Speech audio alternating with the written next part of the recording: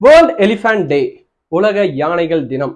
அதாவது நம்ம எல்லாரும் சின்ன வயசுல இருந்து பார்த்து, நீ யானை மாதிரி இருக்க, நீ பூனை மாதிரி இருக்க, நீ பேய் மாதிரி இருக்க, நீ பயங்கரமா இருக்க, இல்ல ஒரு யானை அப்படின்ற ஒரு அனிமலை வச்சு நம்ம கிண்டல் பண்ணதோ இல்லைன்னா மற்றவங்களை காமெடி பண்ணதோ கேலி கூத்தா பண்ணதோ நிறைய விஷயம் நம்மளை சுத்தி நடந்திருக்கு. பட் யானை அப்படின்றது இந்த உலகத்திலேயே மற்ற எந்த ஒரு விஷயத்துக்கும் இல்ல உயிரினத்துக்குமே சரி, எந்த ஒரு விஷயத்துக்குமே தீங்கு நினைக்காத ஒரு மிகப்பெரிய உயிரினம் அப்படின்னா அது யானை தான். எல்லாருக்குமே தெரியும், யானையை நம்ம பார்க்கும்போது அது ஒரு பெரிய உருவம், அதுக்கு ரெண்டு தந்தங்கள் இருக்கும், அது குட்டி ரொம்ப கியூட்டா இருக்கும். அப்புறம் நிறைய சொல்லிட்டே போனோம் யானைகளை பத்தி. அப்படியே அதை மதம் பிடிக்கும், தூக்கி அடிப்பாங்க. யானைகளை பத்தி நம்மளுக்கு தெரிஞ்ச ஒரு பேசிக் ஐடியா, யானைனா பெருசா இருக்கும், யானைனா இந்த கலர்ல இருக்கும், அது தங்கத்தை திருடுவாங்க அப்படின்றது மட்டும் தான் தெரியும். பட் இந்த ஆகஸ்ட் 12 2012 வேர்ல்டு லெவல்ல ஒரு எல்லாத்துக்குமே ஒரு கூட்டணி இருக்கும்ல, ஒரு ஆர்கனைசேஷன், ஒரு பாதுகாப்பு பண்றதுக்கான ஒரு நிறுவனங்கள், ட்ரஸ்ட், இந்த மாதிரி நிறைய இருக்கும்ல. அந்த மாதிரி யானைகள் அப்படின்ற ஒரு உயிரினத்துக்கு அதோட அவேர்னஸ், அதாவது நம்மளுக்கு நம்ம ஊர்ல அட்லீஸ்ட் யானைகள் அப்படின்னா காட்டுப்பகுதியில இருக்கும், இல்ல ஜூல இருக்கும் அப்படின்ற ஒரு பேசிக் அவேர்னஸ், அதுங்களை அடிக்கக்கூடாது அப்படின்ற அவேர்னஸ் ஆச்சும் தெரியும். பட் இந்த ஆப்பிரிக்கன் கண்ட்ரீஸ்லாம் நீங்க பார்க்கலாம், நம்ம ஏசியன் கண்ட்ரீஸ் யானையை விட பல மடங்கு பெருசா இருக்கும் யானைகள். ஆனா அது எதையுமே அவங்க பாதுகாக்கிறதுக்கான எந்த முயற்சியுமே எடுக்க மாட்டாங்க. ஏன்னா அவங்களுக்கு ஒரு பேசிக்கான நாலேஜ், யானைன்றது ஒரு மிகப்பெரிய சுற்றுச்சூழல் சம்பந்தப்பட்ட ஒரு உயிரினம் அப்படின்றது நிறைய பேருக்கு இன்னும் கூட தெரியாதுன்றதுதான் உண்மை. ஏன்னா நானே இப்பதான் அதை படிக்கும் போது தான் கத்துக்கினேன், அதுவும் உண்மைதான். எஸ், அதாவது ஒரு இயற்கை சுற்றுச்சூழலையே உருவாக்கி அந்த சுற்றுச்சூழலை மனிதர்களும் வாழலாம், நாமும் வாழலாம் அப்படின்ற அளவுக்கு ஒரு சுற்றுச்சூழலை உருவாக்கக்கூடிய ஒரு மிகப்பெரிய தன்னலமற்ற உயிரினம் பாத்தீங்கன்னா அது யானை தான். நீங்க பாக்கலாம், யானை ஊருக்குள்ள புகுந்துச்சு, யானை அடிச்சு உடைச்சது, யானை மதம் பிடிச்சது. ஒரே ஒரு விஷயம்தான், இந்த உலகமே காடாதான் இருந்தது, அதுக்கப்புறம் தான் மனிதர்கள் ஊடு வர ஆரம்பிச்சாங்க. அப்படி இருக்கும்போது யானைகளோட இடத்துலதான் நம்ம இருக்குமே தவிர யானை ஒருபோதும் நம்ம இடத்துக்குள்ள வந்தது கிடையாது. அப்படியே வருதுன்னா அதுக்கான தேவையான அத்தியாவசிய உணவோ இல்ல ஏதோ ஒரு பொருளோ நம்ம கிட்ட இருக்கு அப்படின்றது அர்த்தம். இதெல்லாம் யானைகளை பத்திய பேசிக்கான விஷயம். யானை பேசிக்கா ஒரு நாளைக்கு 250 கிலோ, அதாவது சாப்பாடு அப்படின்னு எடுத்துட்டீங்கன்னா 250 கிலோ சாப்பிடுமா. அதே தண்ணின்னு எடுத்துட்டீங்கன்னா 120 இருந்து 150 லிட்டர் தண்ணி குடிக்குமா. இங்க யானை இவ்வளவு சாப்பிடுது, இவ்வளவு தண்ணி குடிக்கிறதுலாம் பிரச்சனையே கிடையாது. யானை 250 கிலோ சாப்பாடோ இல்ல 150 லிட்டர் தண்ணியும் ஒரே இடத்துல குடிக்க முடியுமான்றதுதான் பிரச்சனை. கண்டிப்பா எந்த ஒரு உயிரினத்துக்கும் ஒரே இடத்துல 250 கிலோவும் 150 லிட்டர் தண்ணியும் கிடைக்கிறதுக்கான சான்ஸே இல்லை இந்த உலகத்துல. அந்த மாதிரிதான் யானைகள் இந்த உலகத்திலேயே மிகவும் துல்லியமானவும் அதிகமாக நடைப்பயணம் மேற்கொள்ளக்கூடிய ஒரு மிகப்பெரிய உயிரினம் அப்படின்றாங்க. எஸ், கிட்டத்தட்ட ஒரு நாளைக்கு அது 40 இருந்து 50 கிலோமீட்டர் நடந்தால் ஒழிய இந்த 250 கிலோ உணவும் அது மட்டும் இல்லாம 150 லிட்டர் தண்ணியும் குடிக்க முடியாது. அதை விட முக்கியமான விஷயம், நான் முதல்ல சொன்ன மாதிரி சுற்றுச்சூழல் அப்படின்ற ஒரு விஷயம் இருக்குல்ல, அதுக்கான பேசிக் ஒரு யானை போற பாதையை வச்சு அந்த பாதை செழிப்பா இருக்குமே தவிர இது வரைக்கும் அது அழிவுக்கான பாதை இல்லவே இல்லை அப்படின்னு சொல்லி சுற்றுச்சூழல் ஆர்வலர்கள் நிறைய பேர் சொல்லியிருக்காங்க. நம்ம கூட பார்க்கலாம், யானை பெரும்பாலும் காட்டு பகுதியில தான் இருக்குன்னு கேள்விப்பட்டிருக்கோம். பட் அந்த காட்டையே உருவாக்குனது அது யானையா தான் இருந்திருக்கும். நீங்க பாத்தீங்கன்னா அதோட சாணம் ஏதோ ஒரு 50 கிலோமீட்டர்ல ஏதோ ஒரு செடியோ இல்ல ஏதோ ஒரு விதையோ இல்ல ஏதோ ஒரு மரமோ சாப்பிட்டு 50 கிலோமீட்டர் தள்ளி அதோட சாணத்தை போடும்போது அந்த சுற்றுச்சூழல்ல இருக்கிற சின்ன சின்ன நுண்ணுயிர்களும் சரி, பெரிய பெரிய பறவைகளும் சரி, இன்னும் நிறைய உயிரினங்களும் சரி, அந்த சாணத்துல இருந்து வர நியூட்ரியன்ஸ் இதெல்லாம் எடுத்துக்கிட்டு மினரல்ஸ் எல்லாம் எடுத்துட்டு வளருது. அது மட்டும் இல்லாம அங்க ஒரு என்விரான்மெண்டல் சிஸ்டமா உருவான ஒரு காடு, அதுல இருந்து ஒரு 50 கிலோமீட்டர் தள்ளி வருதுல இந்த யானை. சோ அங்கேயும் உருவாகிறதுக்கான வாய்ப்புகள் நிறைய இருக்கு. சோ யானை இந்த பிரபஞ்சத்தோட ஒரு மிகப்பெரிய கிஃப்டடான உயிரினம் அப்படின்னு சொல்லலாம். எஸ், இன்னும் சுவாரஸ்யமான நிறைய விஷயங்கள்லாம் யானையை பத்தி இருக்கு. எஸ், இதுல ஒரு ஹாப்பியான நியூஸ் என்ன அப்படின்னு பாத்தீங்கன்னா, சென்ட்ரல் கவர்மெண்ட் 2000ஆம் ஆண்டு யானை வைல்ட் லைஃப் ஆர்கனைசேஷன்ஸ் என்ன பண்றாங்கன்னா, யானை ஒரு பொக்கிஷமாக பாதுகாக்கக்கூடிய உயிரினம்னு அப்படின்னு அறிவிக்கப்பட்ட பிறகு, எஸ், அதாவது அது வரைக்கும் அதோட எப்படி சொல்றது, அதோட இம்பார்ட்டன்ஸ் தெரியாம நிறைய பேர் இருந்தாங்க. அதுக்கப்புறம் ஒரு இம்பார்ட்டன்ஸ் தெரிய இப்போ கரண்டா தமிழ்நாட்டுல கிட்டத்தட்ட 2961 யானைகள் இருக்கு அப்படின்றது உண்மையாலுமே பெருமைப்படக்கூடிய விஷயம் அப்படின்றது எந்தவித மாற்று கருத்தும் இல்லை.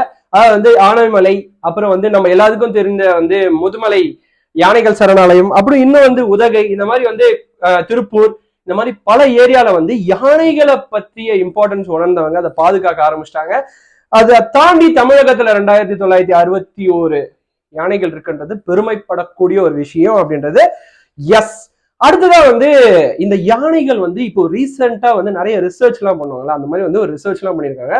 யானைகளுக்கு, அதாவது மனிதர்களுக்கு எல்லாம் நம்ம எப்படி வந்து டேய் தம்பி, டேய் விஜய், டேய் கார்த்திக், டேய் அவன் அப்படின்னு நம்ம பேர் வச்சு கூப்பிடுவோம்ல, அந்த மாதிரி வந்து ரீசன்ட் ரிசர்ச்ல வந்து யானைகள் கூட பேர் வச்சு கூப்பிடுற அளவுக்கு வந்து அதுங்களோட அறிவு வந்து அந்த அளவுக்கு இருக்கு அப்படின்னு சொல்லி ரீசெண்டா ஒரு ரிசர்ச் ஆர்கனைசேஷன் கண்டுபிடிச்சிருக்காங்க.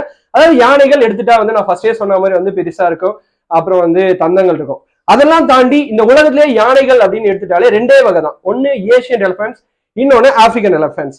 ஏசியன் எலிஃபென்ட்ஸ் எல்லாருக்குமே தெரியும், நம்ம ஊரு, அப்புறம் வந்து ஸ்ரீலங்கா, பாகிஸ்தான், இந்த ஊர்ல எல்லாம் இருக்க எலிஃபென்ட்ஸ் வந்து ஏசியன் எலிஃபென்ட்ஸ் சொல்லுவாங்க. ஆப்பிரிக்கா, சவுத் ஆப்பிரிக்கா, கென்யா, இந்த மாதிரி ஊர்கள்ல பெரிய காதுகள், பெரிய பெரிய உருவங்கள், அதாவது பயங்கரமா இருக்கும் பார்க்கும்போது. அதாவது இந்த 10,000 BC எல்லாம் படத்துல காட்டுவாங்க, அந்த மாதிரி வந்து அதோட உருவங்கள் அந்த ஊருக்கு ஏத்த மாதிரி ரொம்ப பெருசா இருக்கும். ரொம்ப பெரிய டிஃபரன்ஸ் கிடையாது, பட் அதுக்கான குணங்கள் எல்லாமே ஒன்றுதான் அப்படின்றத மாற்று கருத்தே கிடையாது.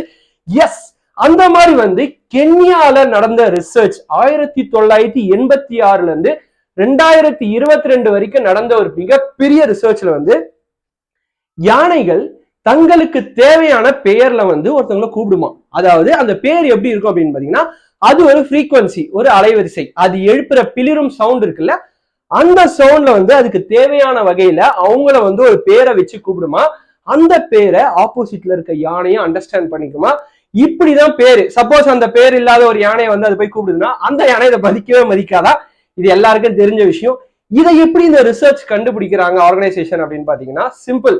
அந்த யானை எழுப்புற பிளிரும் சவுண்டை எடுத்துட்டு போயிட்டு அது வந்து ஒரு யானை கிட்ட அந்த பிளிரும் சவுண்டை எழுப்புச்சுல, அப்படி எழுப்பின ஒரு யானை கிட்ட போயிட்டு அதை வந்து ரெக்கார்ட் பண்ணி போட்டு காமிக்கும் போது அந்த சவுண்டுக்கு, அந்த ஃப்ரீக்வன்சிக்கு வந்து அந்த யானை ரெஸ்பாண்ட் பண்ணிருக்கு அப்படின்னு சொல்லி ஒரு 77 யானைகள் கிட்ட கண்டக்ட் பண்ண ரிசர்ச்ல வந்து ப்ரூவ் பண்ணிருக்காங்க. இப்ப என்ன பாக்குறாங்க அப்படின்னா, இது எல்லாமே ஆப்பிரிக்கன் எலிஃபென்ட்ஸ், அதாவது ஆப்பிரிக்க யானைகள் கிட்ட கண்டக்ட் பண்ண ரிசர்ச் வந்து இது ஏசியன் எலிஃபென்ட்ஸுக்கும் இருக்குமா அப்படின்னு சொல்லி அதுக்கான ரிசர்ச்ல ஈடுபட போறாங்க. அதனால என்ன சொல்றாங்கன்னா, கண்டிப்பா வந்து யானை அப்படின்றது ஒரே தன்மை கொண்டதா இருக்கும் அப்படின்றதுனால இங்க நம்ம ஊர்ல இருக்கவங்க, தமிழ்நாடு ரிசர்ச்ல இருக்க நிறைய பெரிய ஆளுங்க இந்த யானையை பத்தி 15 வருஷம் 20 வருஷம் வந்து அதே ஃபீல்டுல இருக்கவங்க என்ன சொல்றாங்கன்னா, ஒரு யானைன்னு எடுத்துட்டுனா அந்த யானையை வந்து ஒரு பெண் யானை தான் லீட் பண்ணுமா. அதை தவிர்த்து வந்து குட்டிங்க, அதை விட குட்டிங்க, ஆண் யானை கடைசியா. ஆண் யானை என்ன பண்ணும்னா பொதுவா வந்து இந்த கூட்டத்தோட சேராம தனியா சுத்திட்டு இருக்குமா, தேவைப்படும் போது தான் சேருமா.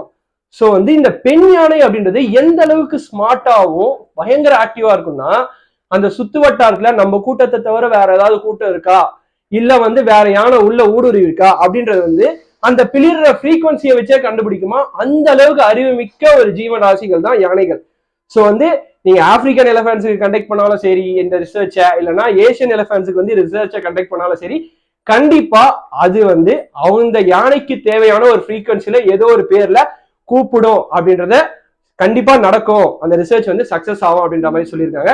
இதெல்லாம் தாண்டி யானைகள் அப்படின்றது வந்து ஒரு இயற்கையை உருவாக்கக்கூடியது. அதெல்லாம் தாண்டி மிகவும், அதாவது எது சொல்லுவாங்க, அறிவு மிக்கக்கூடிய ஒரு உயிரினம் அப்படின்னு நிறைய யானையை பத்தி சொல்லிட்டே போலாம். அதனால எந்த தீங்கும் கிடையாது. முக்கியமான ஒரு விஷயம் இதை பத்தி நம்ம சொல்லியே ஆகணும். எஸ். அதாவது வந்து யானைகள் அப்படின்னா இன்னொரு மிகப்பெரிய விஷயமா நம்ம பார்க்கக்கூடியது வந்து மதம் பிடிச்சி சுத்துறது அப்படின்னு சொல்லுவாங்க. அந்த மதம் பிடிச்சி சுத்துறது ஏன் அப்படின்ற ஒரு ரிசர்ச்சும் பண்ணியிருக்காங்க. அது எல்லாருக்குமே தெரிஞ்ச ஒரு காமனான விஷயம். எஸ். அதாவது வந்து ஒரு இனம் வந்து இன்னொரு இடத்தோட சேரும்போது, ஒரு ஆண் யானை ஒரு பெண் யானையோட சேரும்போது, ஆண் யானைன்றது வந்து ஒரு மத நீரை காதோரமா சுரக்குமா. அந்த டைம்ல அது சுத்து வட்டாரத்துல எந்த ஒரு உயிர் இருந்தாலும் சரி, எந்த ஒரு ஜீவராசிகளும் அதை தடுத்தாலும் அதை வந்து எரிஞ்சிருமா. அதாவது கண்டந்துண்ணமா காலி பண்ணிடும் சொல்லுவாங்கல்ல, அந்த மாதிரி பண்ணிடுமா. சோ வந்து அந்த மத நீர் வந்து சுரக்கும் போது, மத நீர் அப்படி சுரக்கும் போது கண்டிப்பா அது கிட்ட போக கூடாது. அந்த மாதிரி டைம்ல தான் அதுக்கு மதம் பிடிக்குமே தவிர, நீங்க சும்மா போயிட்டு இருக்கும்போது யானெல்லாம் மதம் பிடிச்சி சுத்தாது. அது வந்து ஒரு தீங்கற்ற உயிரினம் அப்படின்ற மாதிரி சொல்லியிருக்காங்க. அதுதான் உண்மை. அது இடத்துக்கு நீங்க போகும்போது யாராவது ஒருத்தர் வந்து இந்த உதகை இல்ல திருப்பூர் இது மாதிரி இல்லாம ஏதோ ஒரு மலை பிரதேசங்கள் இல்லாம காட்டு யானை ஊருக்குள்ள வந்தது அப்படின்னா கண்டிப்பா கிடையாது. அதோட ஏரியால தான் நம்ம இருக்கோம். ஸோ அது ஏரியாவுக்கு வந்திருக்கு, அப்போ நம்ம அங்க வீடு கட்டியிருக்கோம் அப்படின்றதுதான் உண்மை. ஸோ வந்து யானைகள் அப்படின்றது ஒரு பொக்கிஷம். இந்த உலக யானைகள் தினம் மூலியமாக யானைகளை வந்து நாமளும் பாதுகாக்க வேண்டும், பாதுகாப்போம் அப்படின்னு வந்து சொல்லிக்கிட்டு this Vijay Karthik signing off. Tata bye bye, see you. தண்ணியை கம்மியா யூஸ் பண்ணுங்க, பிளாஸ்டிக் யூஸ் பண்ணுங்க. பாபாய்.